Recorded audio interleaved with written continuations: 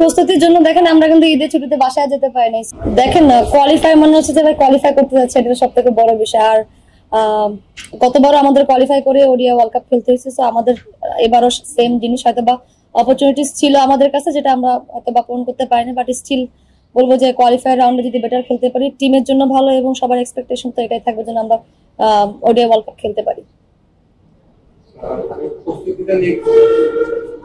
প্রস্তুতির জন্য দেখেন আমরা কিন্তু ঈদের ছুটিতে বাসায় যেতে পারিনি, সো ঈদের আগের দিনও প্র্যাকটিস করতে হয়েছে, কারণ আমরা সবাই জানি যে দলের জন্য কতটা গুরুত্বপূর্ণ এই টুর্নামেন্টটা। কারণ একটা টিম যখন একটা বড় একটা ইভেন্ট খেলে আইসিসি, তখন টিমের আসলে অন্যরকম একটা ডিফারেন্ট ওয়েতে মানুষ সেটা দেখে।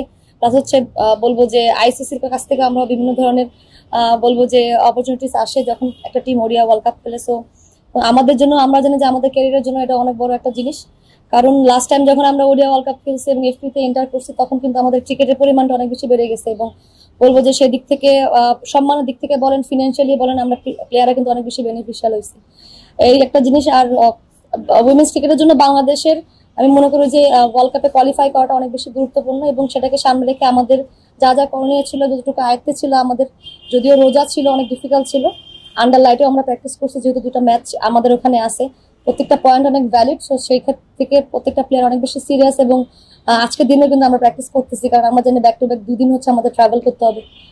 সোফার ভালো একটা প্রিপারেশন বলতে পারি, এবং ওখানে যে প্র্যাকটিস ম্যাচেস খেলবো ওটার আগে, মেইন টুর্নামেন্টের আগে আমার কাছে মনে হয় দল পুরোপুরি প্রস্তুত হবে। ক্যাপ্টেন ডেভিড হ্যাম এই ক্যাপ্টেন বিশ্বকাপ বাছাইয়ের জন্য আপনাদের সাথে যুক্ত হয়েছে, তার পাকিস্তানও সে কিন্তু আগে নারী দলের কোচ ছিলেন, আপনারা তার সাথে কাজ করে আপনাদের আসলে কতটা হয়েছে? প্রথমত ওনার ইনক্লুড হওয়াতে আমার কাছে মনে হয় টিমের জন্য অনেক বেশি ভালো হয়েছে, বিকজ মেয়েদের সাথে কাজ করার একটা এক্সপিরিয়েন্স আছে। সেকেন্ড হচ্ছে পাকিস্তানের হেড কোচ হিসেবে লং টাইম ছিলেন, তো ওদের কন্ডিশনটা উনি অনেক ভালো জানেন, এবং সেখানে কিভাবে রান করতে সেই জিনিসটা জানেন। সো উনি ওনার ওই এক্সপিরিয়েন্স গুলো আমাদেরকে শেয়ার করতেছিলেন প্রত্যেকটা সেশনের পরে। উনি ইন্ডিভিজুয়ালি বলবো যে প্লেয়ারদের সাথে, স্পেশালি ব্যাটিং ইউনিটের সাথে কথা বলছেন যে কোন ওয়েতে গেলে আমাদের জন্য বেটার হবে এবং আমাদের কাজটা সহজ হবে।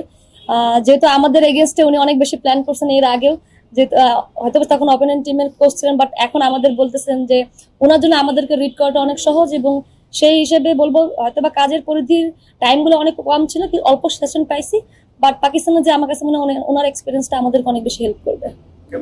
আপনি যে গ্রুপ মানে বাংলাদেশ সেখানে হচ্ছে পাকিস্তান এবং ওয়েস্ট ইন্ডিজ আছে, শক্তিশালী বলা যায় আপাতমস্তক।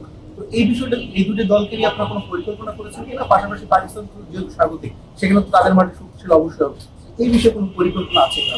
প্রথমত আমি মনে করি দুটো টিমই কিন্তু বিটেবল, কারণ আমরা দুজনকে হারাইছি, এবং পাকিস্তানের সাথে রেগুলার বেসিস খেলা হয়, হয়তো বা ওয়েস্ট ইন্ডিজের সাথে না, বাট রিসেন্টলি আমরা খেলে আসছি তাদের এগেনস্টে, একটা ম্যাচও উইন করেছি। সো এদিক থেকে আমাদের একটু হলেও কনফিডেন্ট আছে। বাট এর আগে কিন্তু আমরা থাইল্যান্ড, স্কটল্যান্ড আর আয়ারল্যান্ডের সাথে খেলবো, দেন হচ্ছে ওয়েস্ট ইন্ডিজ পাবো, দেন পাকিস্তান। সো ওদিক থেকে যদি আমরা প্রথম থেকে একটা মোমেন্টাম ক্রিয়েট করতে পারি, আমার কাছে মনে হয় যে টিম ওয়াইজ খেলাটা অনেক বেশি গুরুত্বপূর্ণ, কারণ ওয়েস্ট ইন্ডিজের জন্য কিন্তু নতুন একটা বলবো যে সারফেস থাকবে, আমাদের জন্য সেম।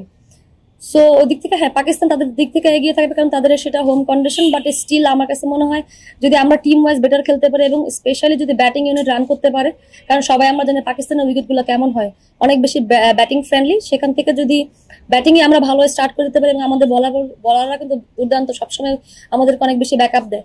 সো লক্ষ্য তো থাকবে যেন আমরা ব্যাটিং ইউনিট ভালো পারফরমেন্স করি ওখানে।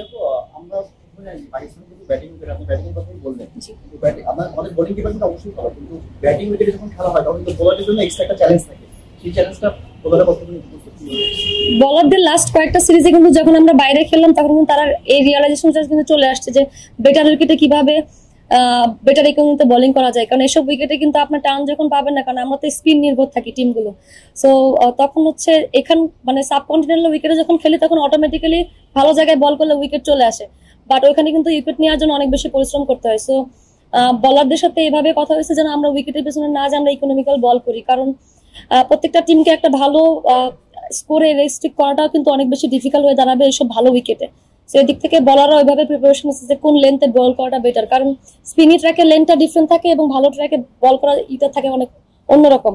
সো ওয়েস্ট ইন্ডিজে যেটা ছিল যে প্রথম দিকে কিন্তু আমরা এটা অনেক বেশি সাফার করছি, বাট সেকেন্ড ম্যাচে যা একটু হলেও যারা এক্সপিরিয়েন্স ছিল তারা একটু ওভারকাম করার চেষ্টা করছে। তো ওই এক্সপিরিয়েন্স থেকে আমার কাছে যেটা ফিল হয়, এবং অনেকেই আমরা ভিডিওস গুলো দেখতেছি, ওই উইকেটে আমরা 2019 সালে লাস্ট খেলছি। সো তারা কিন্তু তাদের তারতম্যটা বুঝতে পারছে এবং অনেক প্লেয়ার যারা আছে ওরা বিভিন্ন উইকেটে বোলিং করে অনেক বেশি স্বাচ্ছন্দ্য বোধ করে। স্পেশালি বলবো যে 3জন বলারের নাম না নিলেই নয়, স্পিনার যদি বলি নাইদা আছে, ফাইমা আছে, রাবে আছে, যারা হচ্ছে অনেক বেশি বলবো যে তারা উইকেটটা খুব অ্যাডাপ্ট করতে পারে খুব জলদি। এদিক থেকে মারুফাকে যদি আমরা ভালোভাবে কাজে লাগাতে পারি, কৃষ্ণা আছে আমাদের পেস বলার, সো ওদিক থেকে তারা যদি একটা ভালো স্টার্ট দিয়ে দেয় আমার কাছে মনে হয়, আশা করি যদি আমরা বেটার ফিল্ডাররা যদি হেল্প করি বলারদের জন্য অনেক কাজটা সহজ হবে। মারুফাকে আমরা আস্তে আস্তে রেডি করছি এবং ওকে প্রিমিয়ার কিন্তু খেলতে না দেওয়ার রিজনটা এটা ছিল কারণ আমরা চাচ্ছিলাম যেন কোয়ালিফায়ার ওকে আমরা ফ্রেশ পাই, কারণ পেস বোলারদের আসলে অনেক বেশি বলবো যে নার্সিং করতে হয় এবং ও যেহেতু অনেক ইয়াং এবং ওকে আমরা ওভারলোড করতে চাই না, কারণ ওকে আমরা প্রত্যেকটা ম্যাচে অ্যাভেলেবল যেন পাই সেটাই আমাদের প্ল্যান ছিল। সো এইভাবেই ট্রেনার ফিজিও কাজ করে গেছে এবং ও আসলে এই জিনিসটাকে অনেক বেশি পজিটিভ নিচ্ছে, যেটা আমাদের জন্য অনেক বেশি গুরুত্বপূর্ণ ছিল যে ছোট মানুষ। আর সব থেকে বড় কথা ও প্রিমিয়ার খেলতে পারে একটা মনের ভিতরে একটা ওর ভিতরে একটা বারের জন্য আসে নাই যে আমি খেলতে পারি নাই বা খেললে ভালো লাগতো, বাট ও সবসময় সবকিছুতে আসলে বলে অনেক বেশি বলো যে নিজের থেকে অনেক বেশি বলো এফোর্ট দিচ্ছে এবং সেটা কিন্তু দেখা যাচ্ছে এবং ও বোলিং স্টার্ট করছে, নর্মালি প্র্যাকটিস করতেছে। তো আশা করি আমরা পাকিস্তানে ওকে আমরা প্রথম থেকে পাবো।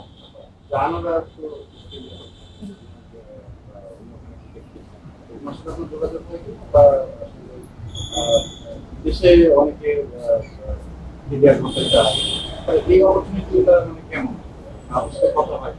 না, জাহানাপুর সাথে আসলে আমার ওইভাবে কথা হয়নি। যাওয়ার আগে যখন আমরা একসাথে খেলছি বা ক্যাম্পে ছিলাম তখনই কথা হয়েছে এবং যতটুকু আপনারা দেখেন সোশ্যাল মিডিয়া হয়তো ততটুকু আমিও জানি, বাট বাইরে যার বিষয় দেখেন এটা যার যার পার্সোনাল ইন্ডিভিজুয়াল বলবো ডিসিশন তারা মেক করে গেছেন, অথবা ভালো অপরচুনিটিস পেয়েছেন বিদায় গেছেন। বাট আমার কাছে যেটা ফিল হয় যে আমাদের এখানেও আরো অনেক কিছু দেওয়ার আছে, কারণ বাংলাদেশ ক্রিকেটে আমার কাছে মনে হয় যেটা আমরা তেমন কিছু এখন মধ্যে করতে পারিনি, যেটা নেক্সট জেনারেশন সেটা ক্যারি করতে পারে।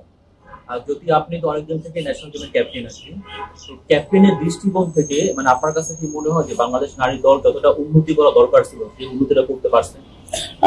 না, কারণ আমরা সার্টেন একটা পিরিয়ড যখন 18 সালে এশিয়া কাপ উইন করি তারপরে একটা খুব ভালো একটা বলবো রেভলিউশন হয়েছে, আমরা একটু ভালো করতেছিলাম, দেন আবার আমরা কোভিড এর জন্য একটা স্টাক হয়েছি 2টা বছর, ওখানে আমার কাছে মনে হয় অনেক বড় লস ছিল, কারণ 18 পরে যেভাবে আমরা গ্রো করতেছিলাম টিম ওয়াইজ মিডিয়া ফোকাস বাড়তেছিল, আমাদের বলতেছি যে প্লেয়াররা অনেক বেশি উজ্জীবিত ছিল, তখন ওই মোমেন্টে যদি আমরা আরো কিছু টুর্নামেন্ট খেলতে পারতাম বা আমরা কন্টিনিউয়াস ক্রিকেট খেলতে পারতাম হয়তো আমাদের ক্রিকেটটা তখন গ্রো করতো।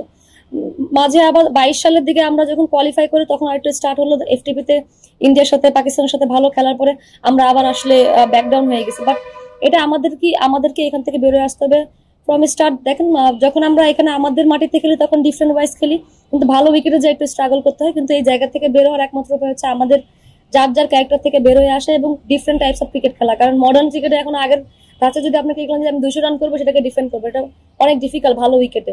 ওইটা নিয়ে আমাদের কিন্তু স্কিলের কোনো প্রবলেম নাই আমার কাছে যেটা ফিল হয়, কারণ প্রত্যেকটা প্লেয়ার কিন্তু পটেনশিয়াল আছে, তারা ডোমেস্টিক অনেক বেশি রান করেই কিন্তু এখানে আসে বা অনেক উইকেট নিয়ে আসে, কিন্তু কেন আমরা ইন্টারন্যাশনাল যে বড় কোনো ইভেন্টে যে পারফরমেন্স করতে পারি না বা ছোট ছোট ভুলের জন্য করতে পারি না, সেগুলাই ফাইন্ড আউট করার জন্য কিন্তু আমাদের প্র্যাকটিসের থেকে কিন্তু আমাদের দেখা যাচ্ছে ডিসকাশন গুলো বেশি হয় এবং নতুন করে যারা আছেন কোচিং স্টাফে তাদের কিন্তু একটাই বলবো যে মোটো যে এত বড় টুর্নামেন্টের আগে যেন প্লেয়াররা মাইন্ড সেট আপটা যেন ক্লিয়ার হয়, এই জন্যই কিন্তু অনেক আগেই হচ্ছে আপনার টিম সিলেকশন হয়ে গেছে, যেন প্রত্যেকটা প্লেয়ার তাদের রোল হিসেবে ক্লিয়ার থাকে, যেন ক্যাম্পে এসে আবার চিন্তা না করতে হয় যে না আমাকে না সিলেকশনের জন্য ফাইট করতে হবে বা আমাকে না প্র্যাকটিস ম্যাচেস গুলো ভালো করতে হবে দেন আমি টিমে যাবো। সো এটা কিন্তু করে নাই, সব প্লেয়ারকে ফ্রি রাখা হয়েছে, কারণ এসব টুর্নামেন্টের আগে প্লেয়াররা যত বেশি মাইন্ডটা ক্লিয়ার থাকবে এবং সে নিজের স্পটের থেকে নিজের রোলটা নিয়ে চিন্তা করবে, আমার কাছে মনে হয় তখন পারফরমেন্স করা সহজ হবে।